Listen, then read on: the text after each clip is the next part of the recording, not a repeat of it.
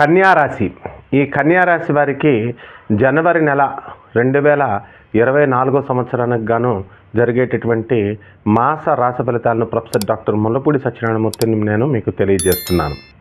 ముందుగా ఈ యొక్క జనవరి నెలలో ఈ కన్యా రాశి వారికి జన్మరాశిలో ఉన్నటువంటి కేతువు మరి మీకు కోపాన్ని, ఉద్రేకాన్ని, దూరదృష్టిని, భక్తిని పెంచుతాడు.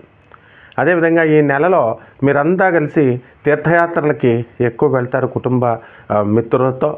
అలాగే భార్య ఆరోగ్యం రీత్యా మనం కొంత ఆందోళన చెందాల్సినటువంటి అవసరం ఉంది. అలాగే సప్తమంలో ఆక్రమించినటువంటి రాహు ప్రభావం వలన మనము ఏం చేయాలండి, ఈ యొక్క వితండవాదాలు తగ్గించాలి. జీవిత భాగస్వామ్యులు, తర్వాత వ్యాపార భాగస్వామ్యంతో ఉన్నటువంటి వాళ్ళంతా కూడా చాలా జాగ్రత్తగా వ్యవహరించాలి. అలాగే ఈ అష్టమ గురుడు మనకి ఈ ఆర్థిక ఇబ్బందుల్ని, ఆర్థిక చిక్కుల్ని తీసుకొస్తాడు. మరి ఎంత ఆర్థిక ఇబ్బందులు ఉన్నప్పటికీ కూడా గృహాలు నిర్మించేటటువంటి వాళ్ళు గృహాలు నిర్మిస్తారు. సంతానం లేనటువంటి వాళ్ళు కొంతకాలం వెయిట్ చేయాల్సినటువంటి అవసరం ఉంది. అదేవిధంగా ఈ యొక్క శుక్రుడు మనకి ఎక్కడ ఉన్నాడండి, మనకి ఈ శుక్రుడు వృశ్చిక రాశి, ఆ తర్వాత ధనుస్సు రాశి సంచారం వలన మనకి ఈ వివాహాలు కానటువంటి వాళ్ళకి డిసెంబర్ 25 తర్వాత వివాహాలు కుదుర్చుకోవడానికి ఎక్కువగా కష్టపడాలి. ఈ జనవరి నెలంతా కూడా మనకి ఈ అష్టమంలో ఉన్నటువంటి ద్వితీయంలో ఉన్నటువంటి ఈ యొక్క శుక్రుడు మనకి శుభ ఫలితాలని స్వక్షేత్రంలో ఇస్తాడు చక్కగా. ఆ తర్వాత జనవరి నెల డిసెంబర్ 25 దాటిన తర్వాత తృతీయ స్థితిగతుడు అవుతాడు. కాబట్టి ఇక్కడ కొంచెం మనం ప్రయత్నాలు ముమ్మరం చేసుకోవాలా. ఆ స్త్రీలతో విభేదాలు రావడానికి అవకాశాలు ఉంటాయి. అందువలన ఈ యొక్క ఆడవాళ్ళతో మాట్లాడేటప్పుడు కొంచెం జాగ్రత్తగా ఉండడం, అత్తగారి ఆడబడుచులతో చాలా జాగ్రత్తగా ఉండడం అనేటటువంటిది జాగ్రత్తగా చేసుకోవాలి. ఇకపోతే ఈ విద్యార్థులు ఎవరైతే ఉన్నారో ఈ కన్యారాశిలో ఉన్నటువంటి వాళ్ళకి విద్య మీద ఎక్కువ కాన్సన్ట్రేషన్ చేయాలి, లేకపోతే విద్య దెబ్బతినడానికి అవకాశాలు ఉన్నాయి. అండ్ డిస్ట్రాక్షన్స్ పైన వెళ్ళడానికి అవకాశాలు ఉంటాయి. కాబట్టి విద్యార్థులు తమ చదువు మీద ఏకాగ్రత ఎంత ఎక్కువగా చేసుకుంటే అంత మంచిది.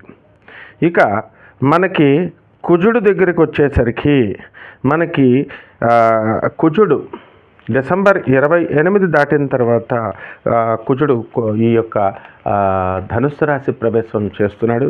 మరి ఈ యొక్క కుజుడు మనకి 45 రోజుల పాటు మనకి ఈ యొక్క ధనుస్సు రాశిలో ఉంటాడు. కాబట్టి మనం ఈ 4వ ఇంటిలో ఉన్నటువంటి ఈ కుజుడు మనకి మన సోదరులు వీళ్ళు, అలాగే భూ సంబంధమైనటువంటి వ్యవహారాల్లో జాగ్రత్తగా ఉండాలి. సోదరులతో మీరు మీ యొక్క సహాయాన్ని తీసుకొని వాళ్ళు కృతజ్ఞులుగా మరి చిన్న చిన్న వివాదాలు రావడానికి అవకాశాలు ఉంటాయి. కాబట్టి జాగ్రత్తగా ఉండాలా. అలాగే కుటుంబ పరిస్థితుల్లో మనము మానసిక అశాంతి రావడానికి అవకాశాలు ఉంటాయి కన్యారాశి వాళ్ళకి. అలాగే ఈ యొక్క శని షష్ఠస్థితిగతుడై ఉండడం వలన శత్రు నాశనం అనేటటువంటిది చక్కగా జరుగుతుంది. కాబట్టి మనకి ఈ శత్రు పీడ మనకి పోతుంది. అలాగే ఇంతకాలం పెండింగ్లో ఉన్నటువంటి అన్ని పనులు కూడా చాలా ధైర్యంగా మీరు ముందుకు తీసుకెళ్తారు. అలాగే వ్యాపారాలన్నీ కూడా, అన్ని రకాల వ్యాపారాలు చాలా బాగా జరుగుతాయి. మరి ఈ యొక్క ఎలక్ట్రానిక్స్, తర్వాత కంప్యూటర్ రంగాలలో ఉన్నటువంటి వాళ్ళు కాస్త జాగ్రత్తలు తీసుకోవాల్సినటువంటి అవసరం ఉంది. అలాగే ఈ యొక్క చిట్ ఫండ్స్, స్పెక్యులేషన్స్, షేర్స్ చేస్తున్నటువంటి బిజినెస్లు కొంచెం డౌన్లో ఉంటాయి. జాగ్రత్తగా చూసుకొని ఇది చేయాలా.